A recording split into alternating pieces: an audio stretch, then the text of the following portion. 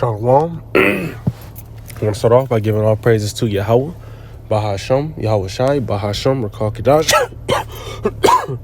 All right, giving double honor to the apostles, elders, great millstone, peace and blessings, by pushing this truth and sincerity in the Bible bull. It's a brother in the Apostle Kadash, coming to another lesson, going back in on the fear of the Lord, because you can't get enough of it.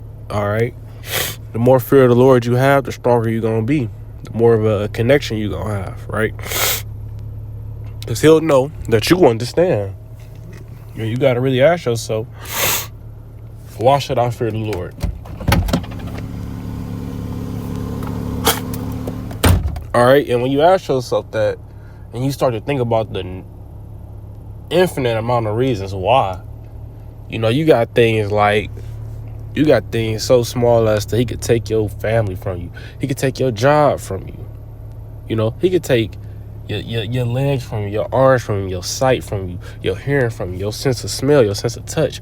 He could take that woman you love away from you. He could take everything you got. He could take your life. Or forget the taking, he could give you hell. He can make it so that it's some people out here that they fucking they got illnesses and things like that, and they can't even fucking die. And I'm gonna be honest with you, if I can listen, I've been one of those where you had an illness to the point where you're so sick you can't even take yourself out. And I can tell you right now, that shit is hell. You be wanting to die sometimes with certain situations. The Lord will put you, bro, he's to be feared. The Lord will put you in a situation where you'll be like, please, just like that's all you can say is please. You'll think back to yourself like, damn, only the Lord could have did this to me. And there's many accounts of that in the scriptures. You got Egypt. What happened to Egypt when the plagues hit them? Well, they knew it was a higher power. How you think? Just imagine, like, I'm gonna put it in today's perspective. Just imagine if them plagues hit America, right? Because they are. And all of a sudden, they just let all of us go. Like, go back to your homeland, get away from us. Just imagine every nigga in the hood, every nigga sprinkled amongst the heathen and all that. They like, y'all gotta get away from us. That's how scared the Egyptians was. Get our slaves out of here. We don't want them around here no more. Right? So that just show you the Lord should be feared. That's just one scenario. All right, what about a Noah day? Just imagine everybody drowning. And I can tell you right now, drowning is a loud thing. That's not just it ain't like the Titanic where it's like Jack and somebody, he just slowly sinking it. No, when people drown, they scream. Your lungs feel like they're on fire. I've almost drowned before. I can tell you, your lungs hurt, and then it's just this sense of damn. Like, that's just all it's like, damn, like, my body not moving no more. I've almost drowned twice, I believe. Maybe 3 times. I think it was twice, though. Back when I was younger, playing around pools and shit. But, yeah, that's the Lord is to be feared. All right? But this is I'm going to get Psalms 111, verse 10. The fear of the Lord is the beginning of wisdom. A good understanding have all that they do. His commandments, his praise endure forever. All right, say what? The fear of the Lord is the beginning of wisdom. All right, so the first thing you got to understand is fear of the Lord. That's your foundation right there. And when you get done, and when you work on your foundation, you always keep working on it. But when you feel like, okay, my foundation is good, that's when you start to move on to the larger things. All right, you want to learn about your history? Okay, boom, go into the Old Testament, learn about some of the great works we did. You want to learn about how like Rome and Greece was like America? Okay, go to the New Testament. All right, now you can start to branch off, but you want to make sure your foundation is the fear of the Lord. Because these niggas in these churches, all right, they'll tell you it's the love of the Lord. But you could cross somebody.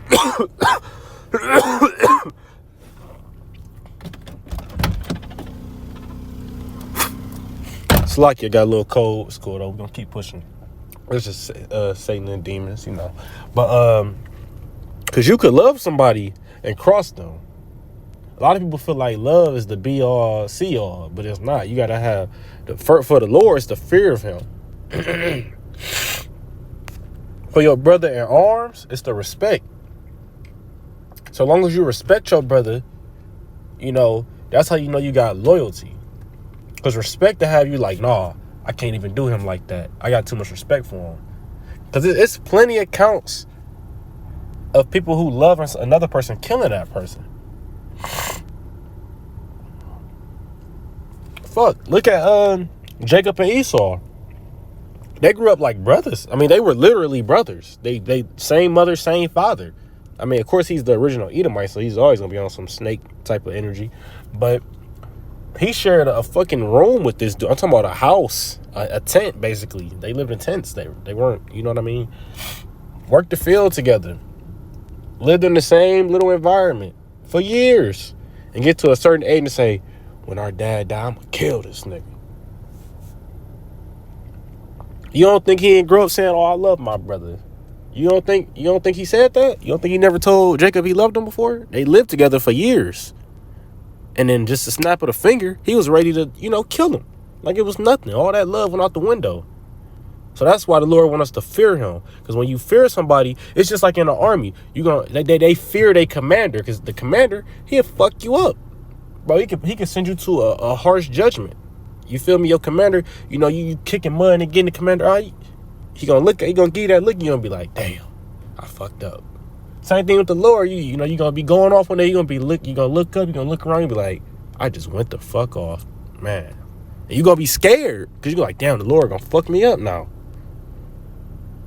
But let's say if you just love the Lord, right? Loving and fearing is two different things. Once again,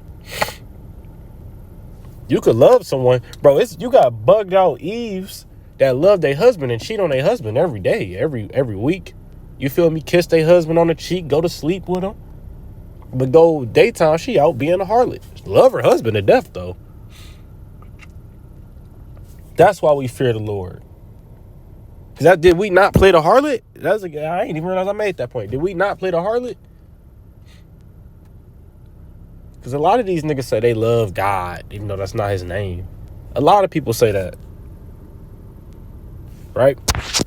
This is Psalms 25:14. The secret of the Lord is with him that fear him. He will shew them his covenant. So you want those secrets, you want these unbroken down scriptures that you've never heard before? Fear the Lord. Because what's the point of him giving you the law if you're not going to keep it? And the only way you're going to keep it is if you fear him, because you know he'll punish you.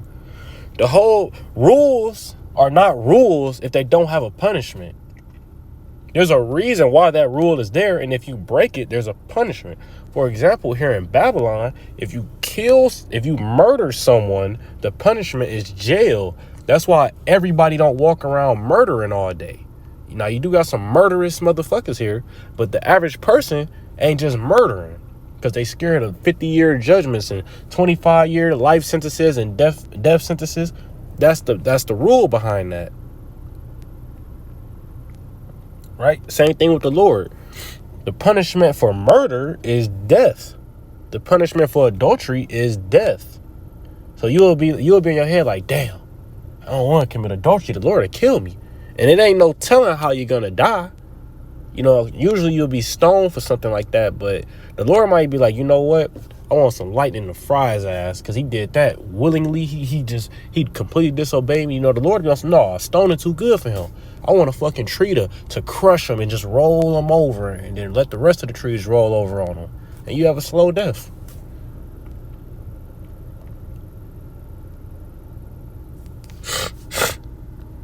So fear him. It say, this is Proverbs 3:7. Be not wise in thy own eyes. Fear the Lord and depart from evil. The fear of the Lord is to depart from evil. You don't want to be that. You don't want to be that smart aleck or that smart that so-called smart guy that think he know all the loopholes and well you can do this, but I know the laws say this, but if you do it like this, it ain't technically going. No. When you got the fear of the Lord, you're gonna be like, hey, I don't fuck about none of that. I'm just not gonna do it. Right? Scriptures say commit not adultery. You might have a temptation like, well, I know this one girl, I mean, she got a man, but she be fucking like 3-4 niggas on the side. I mean, what's 5? And then it's gonna hit you like, you know what? Nah, that's still adultery. Cause she still got a man. Just cause she commit adultery nonstop, don't mean I gotta help her and I gotta indulge in it with her. I stay away from her. You feel me? Fear of the Lord gonna have you like, yeah, I don't even want to risk it. Cause what if the Lord do take offense to that? You gonna like, yeah, see, it's a chance he could take offense to that. I ain't trying to die today. Nah, I'm cool. You know, that's how you gonna be in your head. I'm gonna leave it alone. That's why the scriptures say, if you come to serve the Lord, prepare thy soul for temptation. Because you fear the Lord. If you fear the Lord, right, the demons know you fear him. So they're going to be like, oh, he the one that fear the Lord? Lord, let me prove it. Let me show you he don't. They're going to hit you. Bro, you might have some temptation. You know, you a brother in this truth. Yo, you used to be a big-time drug dealer, right? In the world? Okay, bet. The demon was like, okay, let's tempt his ass. I'm going to throw a pack of a whole pound of weed on the ground. You might walk past one and be like, bro, I know what to do with that. But then you be in your head like, nah, I ain't with that no more. Fuck all that. We just keep pushing. Right? But that's the fear of the Lord dealing with you. You feel me? Because a regular nigga like, oh shit, a pack of weed? Fuck it, we finna get paid. But you being a brother, you be in your head like, man, that's a setup. My job is to push the word and live my day-to-day life. That's the job the Lord told me to do. He ain't told me to become no kingpin so I could put $100,000 in arms. All he said was keep the law. Fear him, love him, and love my brother. That's all he said we need to do. You feel me? But hey, I got to get back to work. I hope this is edifying. I want to give all praises to Yahweh, Bahasham, Yahushai, Bahasham, Rakakadash. Give it up, honest to the apostle, elders, great millstone. Peace and blessings for pushing the truth and sincerity in the Bible.